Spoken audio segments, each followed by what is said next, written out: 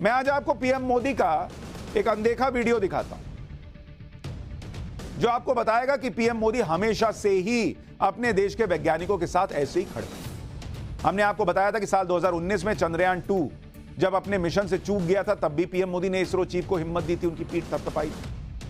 लेकिन अब और पहले चलिए, साल 2008 में जब नरेंद्र मोदी गुजरात के मुख्यमंत्री थे, तब चंद्रयान 1 लॉन्च हुआ था। यूपीए की सरकार थी, कांग्रेस की सरकार थी। उस वक्त नरेंद्र मोदी अहमदाबाद के स्पेस एप्लीकेशन सेंटर चले गए थे। वहां उन्होंने वैज्ञानिकों को सम्मानित किया था और वैज्ञानिकों को डिनर पर आने का न्योता दिया था। गुजरात कैबिनेट ने उस वक्त वैज्ञानिकों के सम्मान में एक प्रस्ताव भी पारित किया था।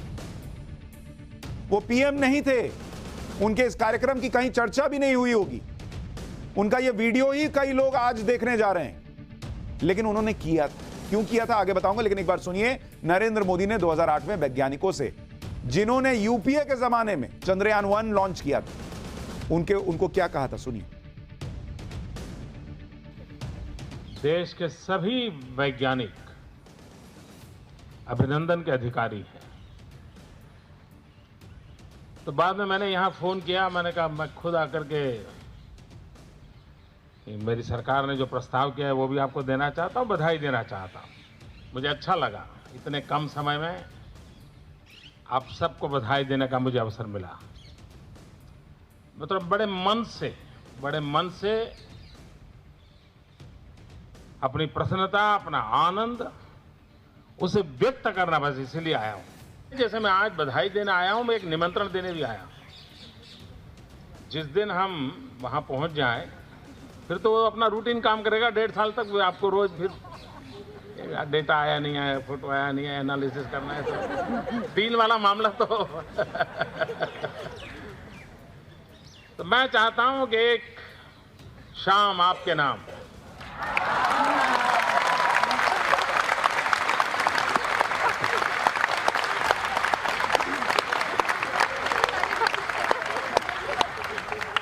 मैं चाहता हूं कैंपस आप तय करें, जहां भी सुविधा हो, पूरा इसरो पूरा, और पुराने भी लोग हैं उनको भी बुलाइए।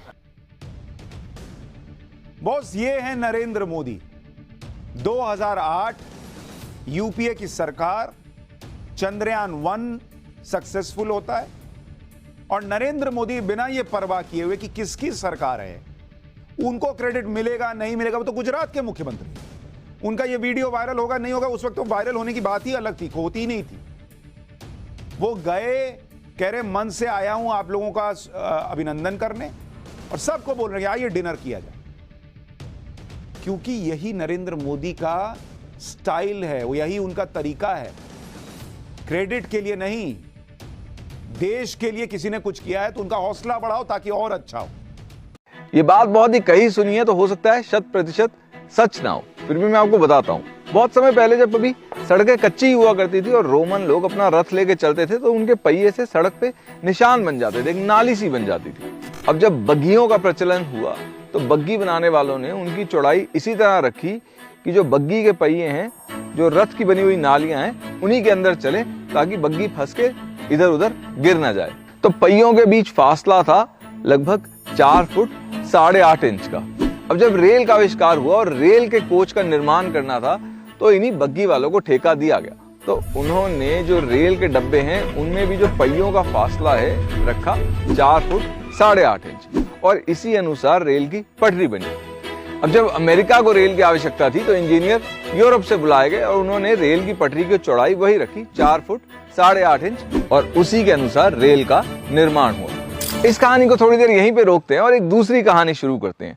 नासा की स्पेस शटल जो इंटरनेशनल स्पेस स्टेशन तक जाती है, उसके सीधे और उल्टे हाथ पे एक एक फ्यूल सिलेंडर रहता है। अब ये फ्यूल सिलेंडर बनते हैं यूटा में, और स्पेस शटल का लॉन्च होता था फ्लोरिडा से। ये फ्यूल सिलेंडर इतने भारी होते हैं कि ना तो इन्हें हवाई जहाज से ट्रांसपोर्ट करा जा सकता है, ना ही किसी ट्रक से। इनको ले जाने के 2 ही रास्ते हैं, या तो समुद्र या रेल। अब यूटा के आसपास कहीं कोई समुद्र है नहीं, तो जो एकमात्र रास्ता बचता था वो था रेल।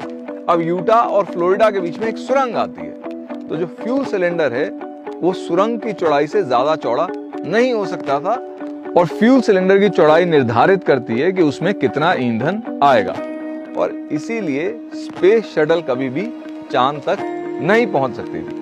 तो नासा के एक साइंटिस्ट को ये बात बहुत चुभी कि भाई स्पेस शटल चांद तक इसलिए नहीं पहुंच सकती क्योंकि सुरंग ज्यादा चौड़ी नहीं है। आखिर सुरंग ज्यादा चौड़ी क्यों नहीं है? तो उसने देखा भाई सुरंग चौड़ी है रेल के डब्बे के अनुसार, डब्बे बने हैं पटरी की चौड़ाई के अनुसार, पटरी की चौड़ाई आई बग्गी की चौड़ाई के अनुसार, बग्गी की चौड़ाई थी रथ के पहियों के निशान थे उनके अनुसार। तो अब बात आती है कि रथ के पहियों की चौड़ाई आखिर किस पर आधारित थी?